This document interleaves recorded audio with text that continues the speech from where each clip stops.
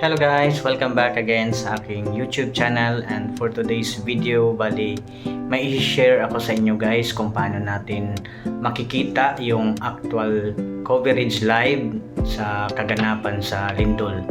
Lalo na ngayon guys is mga nagdaang mga buwan at araw, ang daming sunod-sunod na mga lindol na nangyayari dito sa bansang Pilipinas. Pati pang lugar yung natatamaan. Bali, ang i-share ko sa inyo guys ay hindi lang sa Pilipinas yung makikita natin na coverage live sa lindol, kundi sa buong mundo. Kaya ituturo ko sa inyo step by step kung paano makikita yung live actual coverage. Kaya tara, let's go!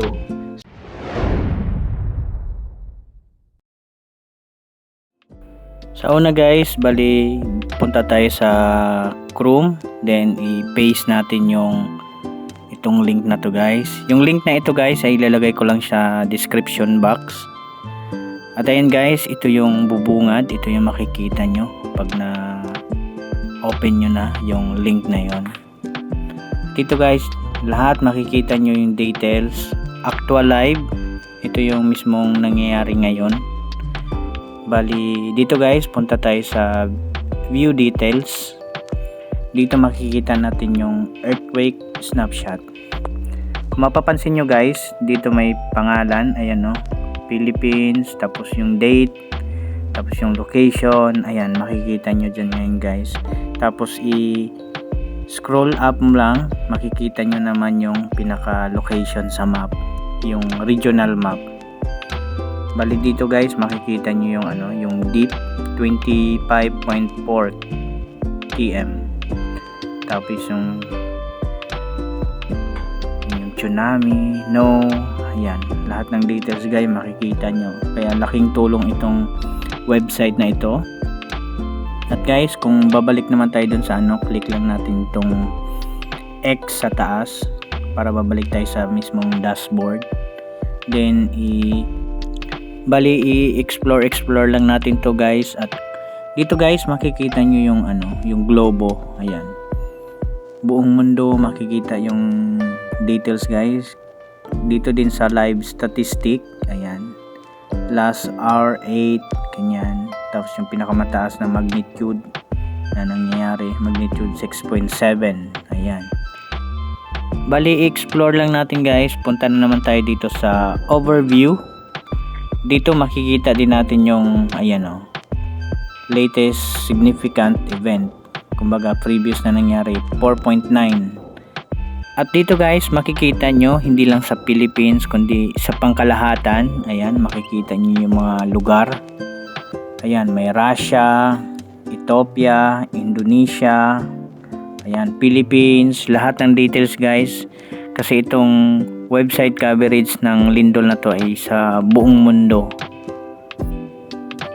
Yan mo makikita guys. Tapos dito may makikita tayong last 24 hours na nangyayaring lindol. Tapos last 7 days. Yan, scroll up, scroll down nyo lang guys. Makikita nyo lahat yung details. Kaya napakalaking tulong ito sa atin guys. Kahit papano nalalaman natin yung pinaka-actual na nangyayari sa lindol. Ito yung calamity talaga na walang nakakaalam kung kailan at kung anong oras mangyayari. Kaya hiling ko lang sa ating lahat na magtiwala at manalangin tayo sa ating Panginoon, sapagkat siya yung nakakaalam ng lahat at siya yung nakakakita kung anong mangyayari sa unahan. Kaya magtiwala lang tayo sa ating Panginoon. At bali guys, yung website na ito guys ay hindi natin makikita yung mangyayari sa susunod na araw o sa susunod na oras na lindol, kundi ang website na ito ay naka-details lang yung mga nangyayari sa mismong previous hour, days or months. Hindi siya nagde-detect ng mismong mangyayari sa susunod na araw o susunod na mga oras. Kaya always lang tayong mag-iingat at magtiwala at mag-pray sa ating Panginoon. At ayun guys, explore lang natin yung dashboard na website na ito.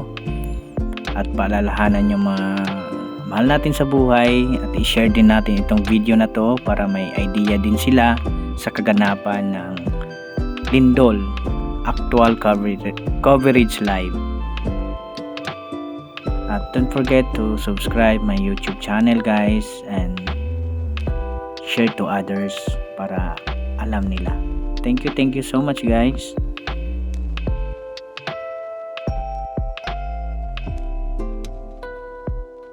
Ayan guys, ganun lang po siya kadali ma-search yung actual live ng coverage ng kaganapan sa lindol.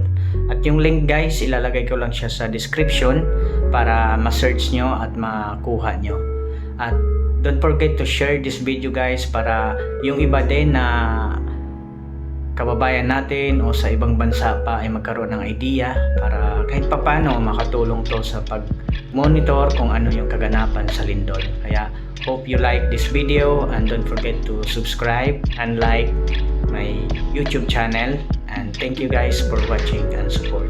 God bless everyone and ingat po lagi at always pray dahil walang imposible sa panalangin sa ating Panginoon. Glory to God.